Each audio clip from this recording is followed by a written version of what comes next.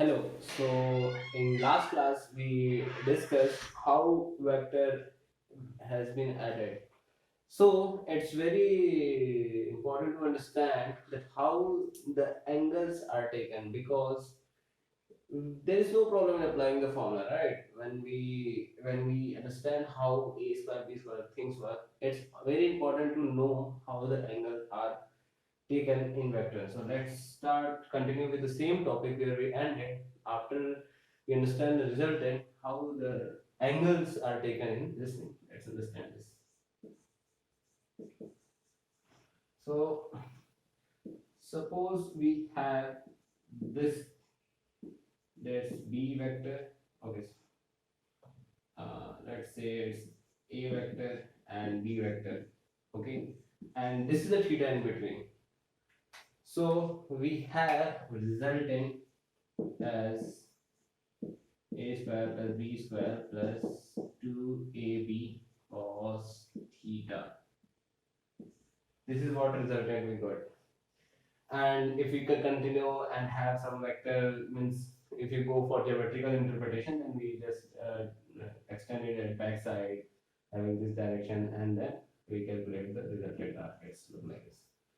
The point is, every time the theta that is very easy to see over there, it's not always like it. For example, how will take theta when suppose this, how will uh,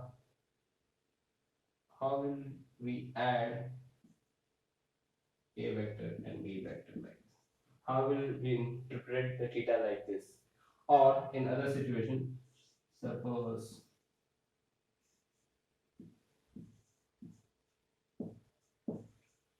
so there can be ample number of situations where we are given the vector and it's become difficult to determine how we can add these two vectors because we don't know how to take theta. So if you given this type of situation, we I will give you a simple rule how we can take the theta. So we just keep in one mind that we can take theta in two conditions only. If the both vector are coming over a same point, okay, or both vector are moving from same point. In this condition, both vector are moving from this point, and this situation both vector are coming in the same point. So here we can write theta and we can have same formula as this.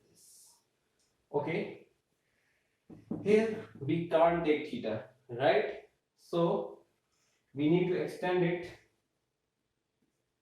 b vector, and this is the what theta we can put it over here. So this is the main concept how we take the theta when we add on the vector.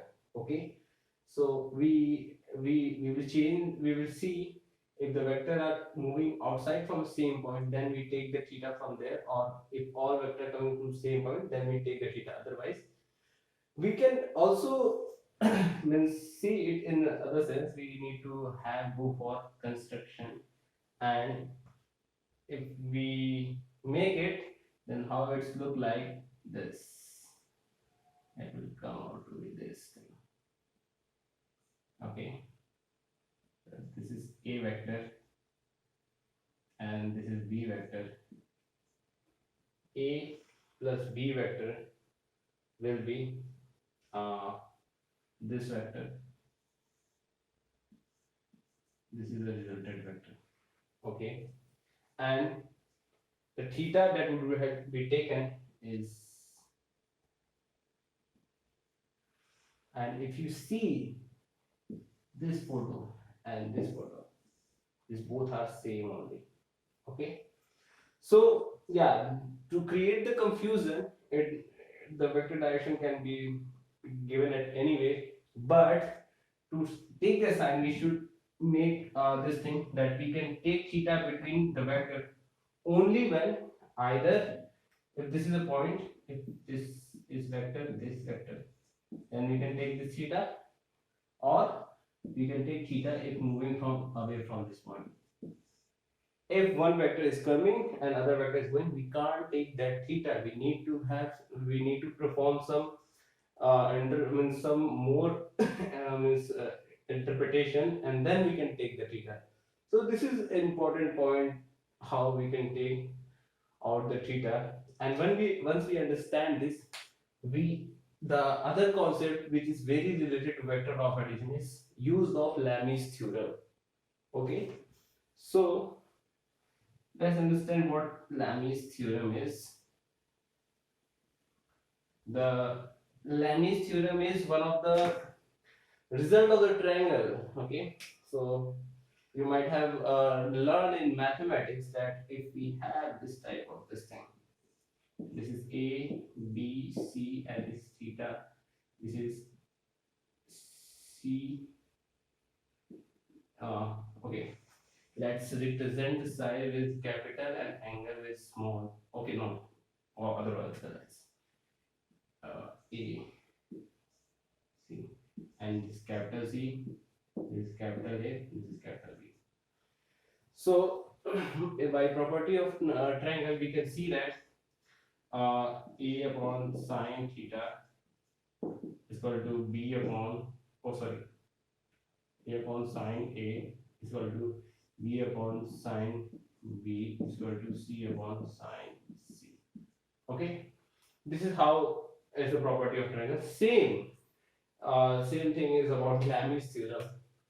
It is just the resultant of all three vectors is zero. So suppose there is three vectors going out from a point, and this point is at not moving, or it is equilibrium point. So what we say that suppose this is f1, this is f2, this is f3, and angle beside f3 is theta 3, angle opposite to f2 is theta 2, and angle opposite to f1 is theta 1.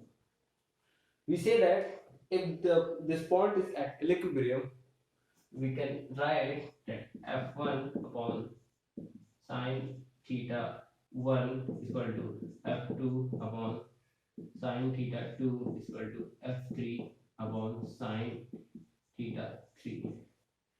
We can directly implement it, and we can, if any two are given, and we can calculate any of the unknowns depending on situation what is asked.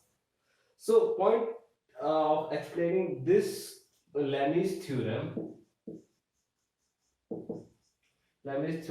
after vector law of addition is to give the concept how we should take this theta, because this taking of theta is very important when you are going to calculate the result. Otherwise, we can get different values of, means if you take the theta, if you take different values, if you don't take theta properly, then you can get the result not very accurate. Sometimes you will get wrong direction and like that.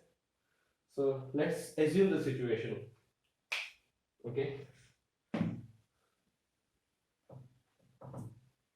I will show you some example how this theta is important to take it in right way. Otherwise, you can commit the mistake. And this concept is so powerful that it is asked in many places. It is asked in GATE and mechanical, and even many times in IIT. Reason being that the understanding of utilization of this triangle law is very important in context of directions, how it is given.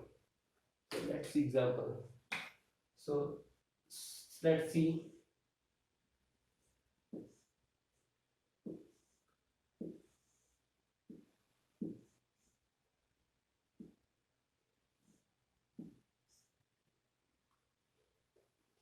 And F1, F2. This is some forces given, right? And we suppose F1, F2 are given, and angle between them are also given. Theta, theta 1, theta 2, theta 3 is also given. So what is the habit of student? If we directly implement this formula and try. Suppose I was to calculate f3, I will write it like this: f3 upon sine 1, and it is opposite to this thing, is equal to f2 upon sine theta 2 is equal to f1 upon sine theta 3. Okay, and we try to calculate and get some result. But what happens if you blindly apply this formula, Lami's equation, to any type of force? You won't be getting right result, because this force is not, this angle is not just calculation of is right with the direction in which they are aligned is also considered over here. So if you like this, it is completely wrong solution. Okay. Why it is wrong? When we try to understand, and as I told you, vector law, we can't take theta. We need to understand how the theta is taken with two vector. Okay. So let's understand how we can correct it. So let's try to solve this problem over here. I hope you have noted out this thing. So let's see. Let's consider this equation. Only I'm taking this point only. So it is f2. There is f1. This is f3. Okay, and this is theta 1. Okay, this is theta 2. Okay, and this is theta 3. If you want to equate and apply Lami's equation, we can apply Lami's equation and theta in only when either all the forces are moving outside this point or all the forces coming inside this point. The case I taught you earlier was like this. Sorry, it was like this.